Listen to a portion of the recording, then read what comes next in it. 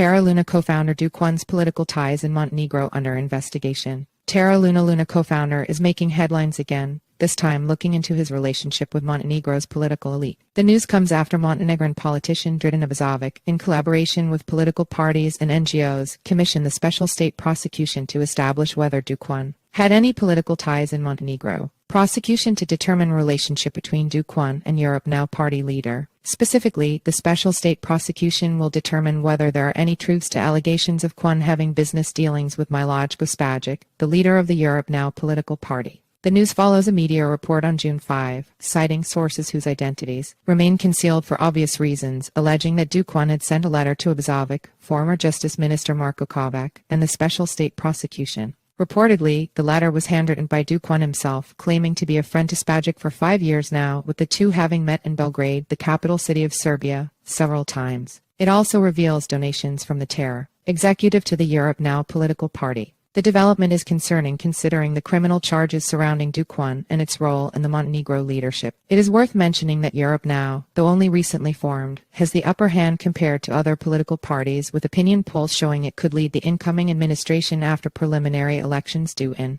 4 days. Notably, the speculation could see Spajic become the next prime minister of Montenegro. Montenegro cannot become a breeding ground for fraudsters, citing Justice Minister of the outgoing government, Abazovic, who confirmed receiving the letter and informing the prosecution. It is not good for Montenegro if Spajic had contacts with Do Kwon because the man is wanted by the US and South Korean authorities. We cannot become a breeding ground for global fraudsters, even if they use blockchain or anything else would. Besides Abazovic, one of the pro-Serbian for the future of Montenegro political party leaders, Milan Knežević, has also called on the prosecution to probe the case. On his part, Knežević wants to determine whether Do Kwon sponsored Europe Now's political rallies of 2022, as well as the ones in April in the race to form the next government. If true, it would tip the odds against Spajic and his comrades because of electoral rules for one to run for prime minister. Speaking to the media, Knežević said, the prosecution should inform the public about this letter. Serious doubts are being cast on the electoral process, and we want to get to the end of the elections without such scandals. Nevertheless, Spajic has contradicted the claims, claiming to have reported Do Kwon to the Interior Ministry upon his arrival in the country. In his words, Do Kwon is a fraudster who defrauded millions of people, including my friends and the company I worked for when we invested in this project in early 2018.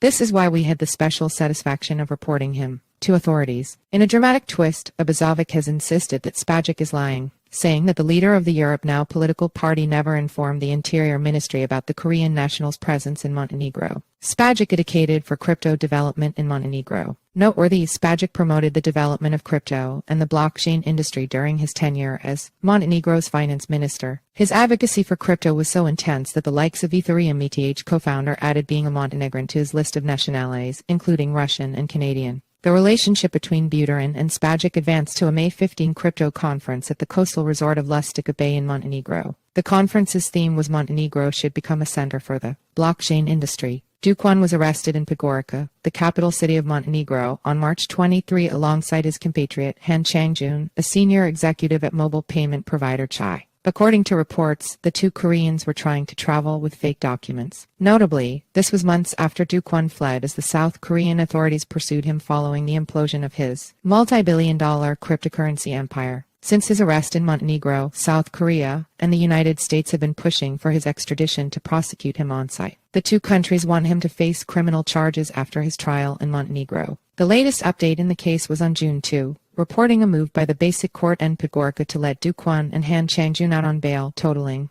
€400,000 each. This was on the condition that their legal rep accommodates and be responsible for them in Podgorica until the trial concludes.